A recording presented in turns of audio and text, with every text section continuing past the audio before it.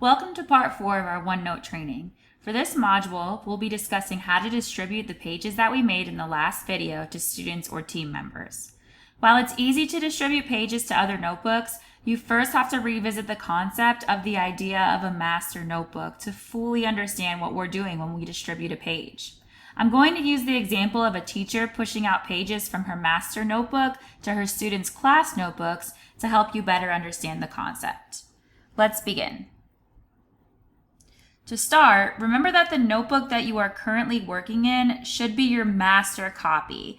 This is the copy of the notebook that we've been working on the whole time. As you can see, mine says HENG2 Master, just as it did throughout the entire module series. This is your personal or shared, if you chose to share it with a team member, space where all of your work is done and finalized. When you've designed pages that are ready to be distributed or pushed out to your larger organization, that's where this step comes into play. So for example, if I quickly toggle back to our training notebook, this page is definitely not ready to be pushed out. Look, I incorrectly spelled sonnet.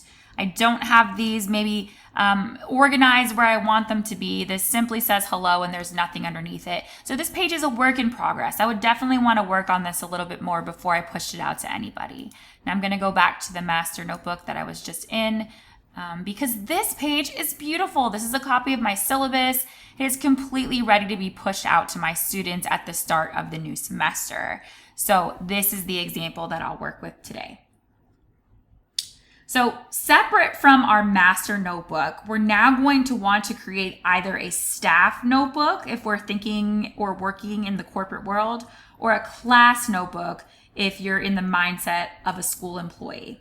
We need to do this for all members of our organization. We only create one notebook, but that notebook will be for all members of our organization. Think of it as like a sub notebook. This is our master notebook, and this will be the sub notebook. You'll do this the same way that we created our master notebook in Module 2. In some cases, especially if you work in a school, there may already be a pre-populated notebook made for your classes. If you did have to go ahead and create a new notebook, remember the steps are simple. While you can always go back and watch the video, just to jog your memory, if you click back up here to the Notebook tab, you can simply select Add Notebook, and you can add staff notebook 1, and that will be the notebook with all of your employees that all of your employees have access to, or all of your students. In my organization, the notebooks for the class sections are pre-populated. So as you can see here, I have English 2H section 2 notebook. All of my students have already been added to this notebook, and they are ready to receive any pages that I push out. This master copy is the copy that only I can see. This is where I create my content, and I'm only going to distribute or push out a page when it looks the way that I want it to look. Again, this page looks the way that I want it to look, so it is ready to get pushed out to my class if I am ready to do that, which I am. So once a separate notebook is made for the members of your organization, as we just discussed, you'll want to set up the notebook to mirror the sections that you have in your master notebook. Be sure to spell and format the titles of the sections in the same way that you have them in your master notebook. So what does this look like? Let me toggle back to the sub notebook, or the page that I have for my students. So you can see here that all of the members of my organization or my students have already been added to this notebook. And if I click on one of their names, I won't open it and show you their personal work right now, but you can see that I've named all of the sections to exactly match the sections that are in my master notebook. So my master notebook had a collection 1 through 6. All of those collections are here. They're spelled the same and labeled the same. I had a warm-up section, a beginning of the year section. I had that emergency lesson plan section, an EOCEP section, usernames and passwords, and then finally a writing competition section. So these same sections, I'll go ahead and toggle back to my master so you can see. Those same sections that are right here on the left-hand side, those sections were placed into my sub notebook. I suggest pausing this video now so that you can take a second to set up your organization's notebook. Remember, you have your master notebook. This is your master notebook. But you are creating or adding a notebook, or if you have one that is pre-existing for your organization like I do, this is separate from your master notebook. Each student and or team member that has access to this new notebook will see everything that you distribute to it. Your master notebook, only you can see. This is where you create the content. Please pause the video now so that you can take a moment to create and set up the sections of your sub notebook.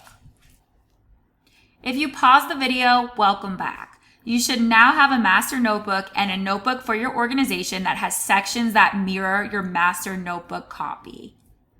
Great job getting this far.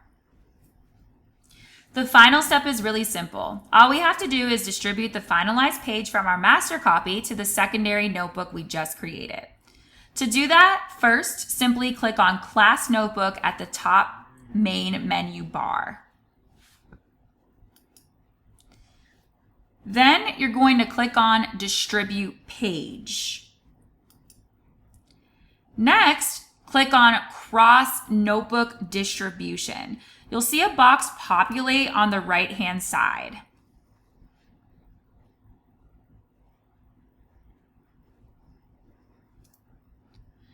Now simply select the secondary notebook or the sub notebook and the appropriate section in the notebook where you want the page to appear for your students or team.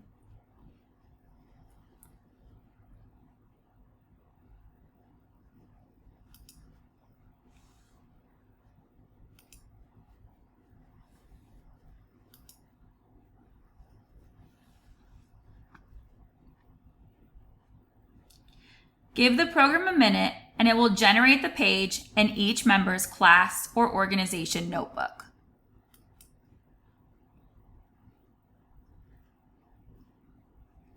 As a note, one flaw of OneNote as I see it is that you cannot edit the pages once you push them out to your organization. So be sure to triple check for any errors or mistakes before you distribute the pages for others to see.